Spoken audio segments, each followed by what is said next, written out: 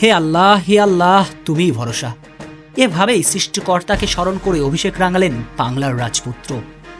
অহংকারী চরিত্রের হামজাকে যেন আবারও তুলে আনলেন। মাঠের ফুটবলে যত বড় তারকাই হন না কেন, ব্যক্তি হামজা যে একেবারেই সাধারণ, সেটাই যেন প্রমাণ করলেন এই হামজা ব্যাখ্যাতীত। এএফসি বাছাই পর্বে মাঠে নামছে দুই চির প্রতিদ্বন্দ্বী, সেদিকে চোখ রেখেছিল পুরো এশিয়া।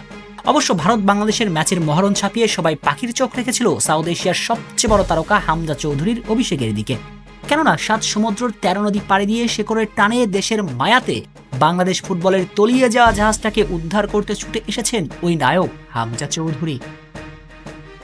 আর তার দিকেই তাকিয়ে পুরো দেশ তাই না চাইলেও কিছুটা চাপ তো ছিলই 18 কোটি স্বপ্নের দায়িত্ব জেতার ওই ছোট্ট কাঁধে। আর সে চাপকে তুড়ি মেরে উড়িয়ে দিতেই খেলার শুরুতেই সৃষ্টিকর্তার শরণাপন্ন হলেন বাংলার নায়ক। চলুন সে গল্প চাই খুলে বলছি। ম্যাচ শুরু, মাঠে নামছেন হামজা চৌধুরী, তার দিকে তাকিয়ে 18 কোটি বাঙালি। আমার সোনার বাংলা কণ্ঠে সুর মেলানোর পরে সবাই যখন প্রস্তুত নিজের পজিশন দেবার জন্য, বাংলার রাজপুত্র তখন করলেন অনন্য দৃষ্টান্ত। কিক অফের বাঁশি বাজানোর আগে দুহাত উঁচিয়ে তুলে সৃষ্টিকর্তার কাছে মোনাজাত ধরলেন, যেন সবকিছুতেই দুহাত ভরে আল্লাহর কাছে চাইলেন তিনি। ভেবেছেন এত বড় তারকা তবুও মাঠে নামার আগে ভুলে যাননি সৃষ্টিকর্তাকে। আবারও বলতে বাধ্য হতে হচ্ছে, সত্যই এই হামজা অনন্য।